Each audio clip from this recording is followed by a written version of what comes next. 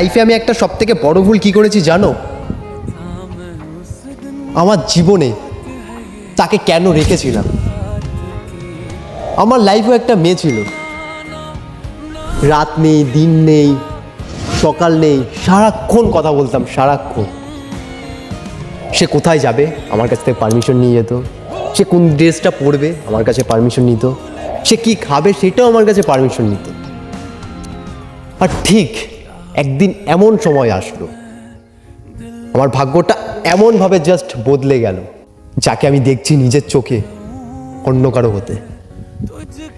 তখন আমার মনে হলো যে আমি তো জাস্ট সাইড ক্যারেক্টার ছিলাম, আসল হিরো তো অন্য কেউ।